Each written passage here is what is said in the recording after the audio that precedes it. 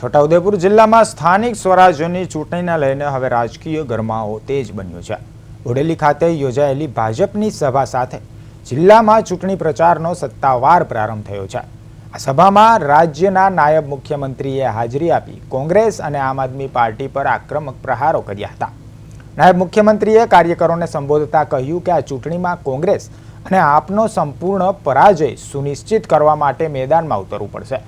તેમણે આરોપ લગાવ્યો છે કે અગાઉ આદિવાસી સમાજનો માત્ર શોષણ કરવામાં આવતું હતું, જ્યારે ભાજપ સરકાર હેઠળ આદિવાસી સમાજનો સર્વાંગી વિકાસ થયો છે। આદિવાસી યુવાનો એન્જિનિયર, ડોક્ટર અને પાયલોટ બની રહ્યા છે।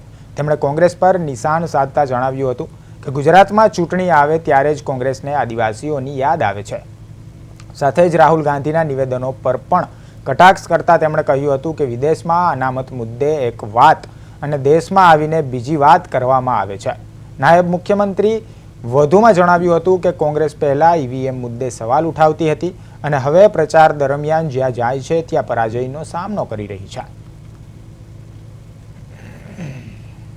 છોટાઉદેપુર ખાતે છોટાઉદેપુર જિલ્લામાં યોજાઈ રહેલી 32 જિલ્લા પંચાયતની સીટો, 150 જેટલી તાલુકા પંચાયતની સીટો અને બોડેલી નવી બનેલી નગરપાલિકાની જે 28 અને એમાં 6 બિનહરીફ થઈ છે, એટલે કે લગભગ 22 જેટલી બેઠકો માટે પ્રચાર અર્થે, કાર્યકર્તાઓમાં જોશ પૂરવા માટે અને ભારતીય જનતા પાર્ટીની રાજ્ય સરકારે કરેલી કામો અને આ જિલ્લાને આપેલી ભેટોની કાર્યકર્તાઓને જાણ કરવા માટે અમારા નાયબ મુખ્યમંત્રી આદરણીય હર્ષભાઈ સંઘવી સાહેબ બોડેલી ખાતે આવી અને કાર્યકર્તાઓને માર્ગદર્શન આપ્યું।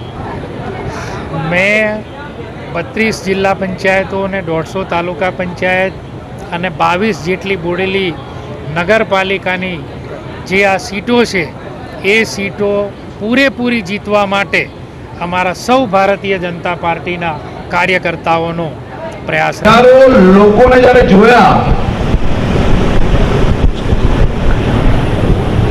ત્યારે નક્કી થઈ ગયું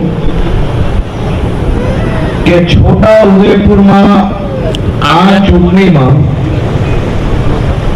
કમલ સિવાય બાકી બધું સુપડા સાફ અને ભારત માતા કી જય, ભારતીય જનતા પાર્ટી જિંદાબાદના નારા અને તમારા નારા એ ચારેય દિશામાં એવા ગુંજ્યા। કાલ સાંજે જે બાકી રહી ગયા છે ને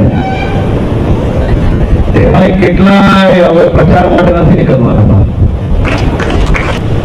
કોંગ્રેસના શાસનમાં મારા દાહોદ, છોટાઉદેપુર આ બધા જિલ્લાના આદિવાસી ભાઈ બહેનોને શ્રમિકો સિવાય બીજું કોઈ કામ નહીં મળતું હતું। દિવસ રાત મજૂરી કરીને મારા આ આદિવાસી પરિવારો એમના ઘરનું ગુજરાન ચલાવતા હતા।